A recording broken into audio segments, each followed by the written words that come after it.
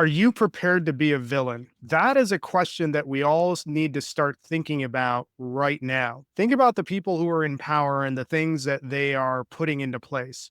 We've already seen them within their first week roll back a whole bunch of civil rights. They've been attacking the LGBTQIA plus community. They've been attacking the immigrant community. They've been attacking veterans. They've been attacking DEI. They've been attacking women. They've been attacking anything and everything that you can think of that isn't a white male.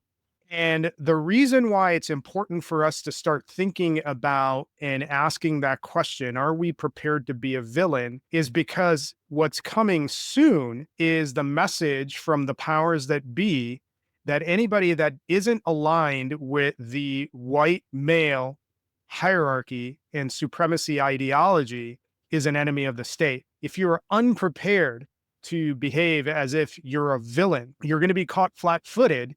And there's a whole bunch of vulnerable people that are going to be left behind and broken and battered in the process. And that is why we need to start thinking about how to be an effective villain right now. Because without a unified and forceful resistance, essentially a group of villains that is determined to fight back against the attack on the foundations of our republic, everything's going to fall over and we're going to be headed into a mad sprint to what 1930s Germany looked like. Let's not forget that from a historical perspective, the end stage of 1930s Germany was not how it started. That wasn't the first idea that came up.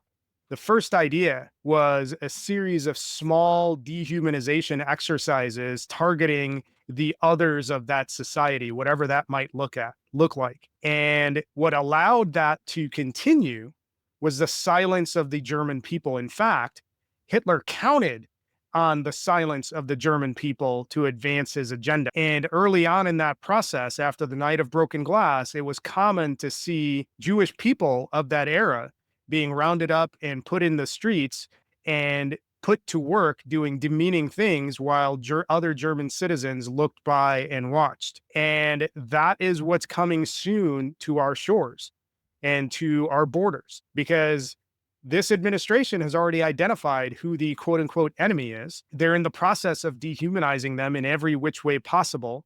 And they're banking on our silence to help them carry this out in the cover of darkness. And the only thing that can prevent that from escalating to a point of no return is if we embrace the fact that we need to be villains and we need to interfere and disrupt as much as we can.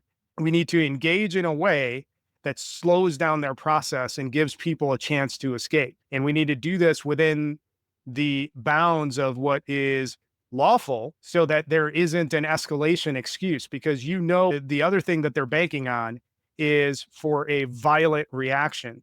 And that gives them the Reichstag fire that they want to exercise even more power and control and declare a police state. So start thinking about it now. Start asking yourself that question now. Are you prepared to be a villain? Because that is what's going to be necessary for us to head off what is coming towards us in this administration.